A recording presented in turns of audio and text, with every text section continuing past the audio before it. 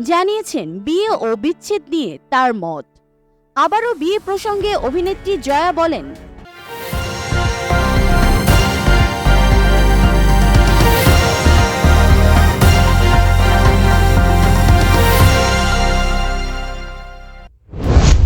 আলোচিত সমালোচিত অভিনেতা জায়েদ খান নিজের অনেক কর্মকাণ্ডের জন্য ট্রলের শিকারও হন তিনি। সবচেয়ে বেশি ট্রল করা হয় তার ডিগবাজি নিয়ে। গত বছর একটি অনুষ্ঠানে নাচতে গিয়ে স্টেপ ভুলে যান তিনি, আর সেটি পূরণ করেন একটি ডিগবাজি দিয়ে। এরপর থেকে নেট দুনিয়ায় ভাইরাল জায়েদ খানের ডিগবাজি।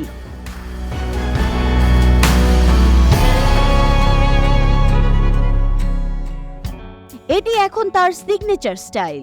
ওই ঘটনার পর থেকে প্রায় সময় বিভিন্ন অনুষ্ঠানে তাকে ডিগবাজি দিতে দেখা যায়। ডিগবাজি নিয়ে গেল বছরই গণমাধ্যমকে জায়েদ খান বলেন, স্টেজে নাচতে গিয়ে দেখি স্টেপ ভুলে গিয়েছি, তখন তা মেলানোর জন্য ডিগবাজি দিয়েছিলাম।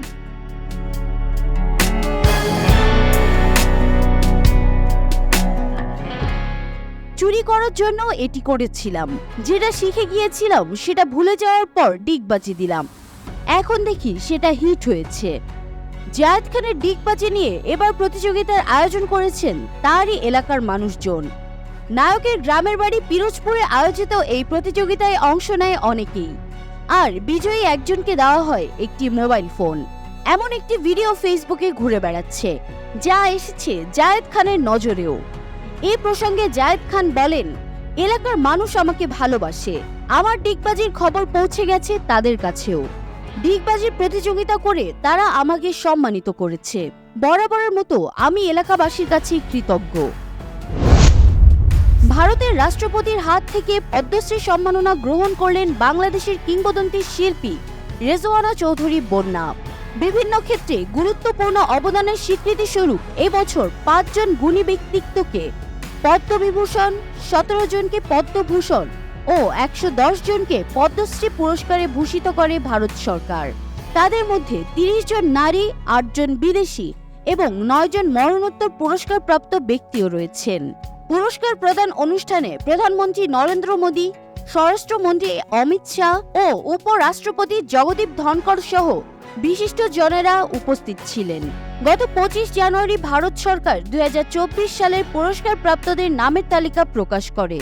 22 এপ্রিল বর্ণাঢ্য অনুষ্ঠানের মাধ্যমে এইসব সম্মাননা সমাজের নানা ক্ষেত্রে অবদান রাখা ব্যক্তিদের হাতে তুলে দেওয়া হয়। রেজওয়ানা চৌধুরী বন্যা 2016 সালে বাংলাদেশের সর্বোচ্চ বেসামরিক পুরস্কার স্বাধীনতা পদক পান। এছাড়াও তিনি বহু পুরস্কার পেয়েছেন। পদ্মশ্রী ভারতের সর্বোচ্চ বেসামরিক পুরস্কারগুলোর মধ্যে একটি। প্রতি বছর পদ্মবিভূষণ, পদ্মভূষণ এবং পদ্মশ্রী 3টি বিভাগে এই পুরস্কার দেওয়া হয়। দুই বাংলার জনপ্রিয় অভিনেত্রী জয়া আহসান সম্প্রতি অভিনয় শিল্পী সংঘের এক আয়োজনে উপস্থিত সাংবাদিকদের সঙ্গে ব্যক্তিগত জীবন নিয়ে কথা বলেছেন জয়া। জানিয়েছেন বিয়ে ও বিচ্ছেদ নিয়ে তার মত। আবারও বিয়ে প্রসঙ্গে অভিনেত্রী জয়া বলেন, বর্তমান জীবন খুবই এনজয় করছি। দেখুন, পরিবার তো শুধু স্বামী স্ত্রীকে ঘিরেই নয়, অথবা পার্টনার হলেই হয় না। পরিবারে আরো অনেকেই আছে। পরিবারে মা বাবা আছেন, আমার বাড়িতে যেসব লোক কাজ করেন তারা আছেন, 4 পেয়ে পোষ্য আছে। আমি খুবই এনজয় করি। উল্লেখ্য, ব্যক্তি জীবনে মডেল ফয়সালের সঙ্গে ঘর বেঁধেছিলেন তিনি। 2011 সালে 13 বছরের দাম্পত্য জীবনের ইতি টানেন তারা।